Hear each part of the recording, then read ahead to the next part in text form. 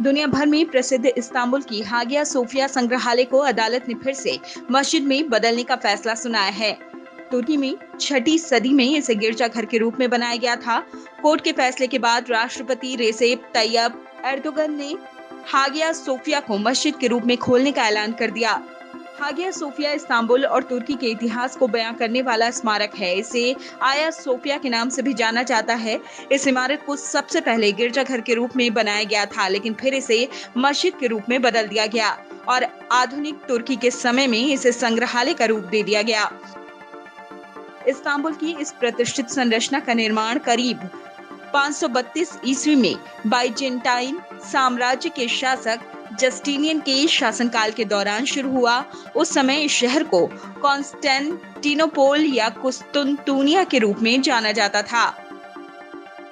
इस प्रतिष्ठित इमारत को बनाने के लिए काफी उत्तम किस्म की निर्माण सामग्री का इस्तेमाल किया गया था और इस काम में उस समय के सबसे बेहतरीन कारीगरों को लगाया गया था।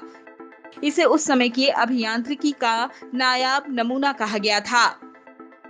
गिरजाघर के रूप में इस ढांचे का निर्माण लगभग 5 वर्षों तक यानी 537 ईस्वी में पूरा हुआ। ये इमारत उस समय ऑर्थोडॉक्स ईसाईयत के लिए महत्वपूर्ण केंद्र थी और कुछ ही समय में ये बाइजेंटाइन साम्राज्य की स्थापना का प्रतीक बन गया। 537 ईस्वी में अपने निर्माण से लेकर साल 1453 तक हागिया सोफिया अपनी वास्तुकला के साथ ही एक गिरजाघर के रूप में कायम रही, लेकिन महमद द्वितीय द्वारा इस्तांबुल पर कब्जा करते ही इस गिरजाघर को मस्जिद में बदल दिया गया। हमलावर ताकतों ने हागिया सोफिया में खूब तोड़फोड़ की। कुछ समय बाद इसे मस्जिद में बदल दिया गया। मस्जिद के रूप में परिवर्तन के बाद स्मारक की संरचना में कई आंतरिक और बाह्य परिवर्तन हुए और वहां से सभी रूढ़िवादी प्रतीकों को हटा दिया गया। साथ ही संरचना के भीतरी हिस्सों में मीनारों का निर्माण किया गया। 1453 से 1931 तक ये इमारत मस्जिद ही रही। फिर 1931 में जब तुर्की गणराज्य बन गया, तब मुस्तफा कमाल पाशा यानी कमाल आतातुर्क ने इसे संग्रहालय में बदल दिया और आम जन के लिए खोलने का आदेश दिया। 1935 से ये इमारत एक संग्रहालय के रूप में अब तुर्की आने वाले सर्वाधिक पर्यटकों को आकर्षित करने वाला केंद्र है।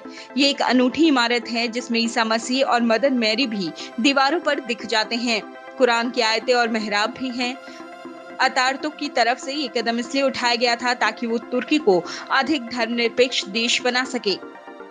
तुर्की के राष्ट्रपति ने कहा कि 24 जुलाई को परिसर में पहली मुस्लिम प्रार्थना की जाएगी, यानी कि इस दिन से यहाँ नमाज पढ़ी जाएगी। उन्होंने ये भी कहा है कि देश की बाकी मस्जिदों की तरह हागिया सोफिया के दरवाजे भी स्थानीय और विदेशी मुस्लिमों और गैर मुस्लिमों के लिए खुले हुए हैं।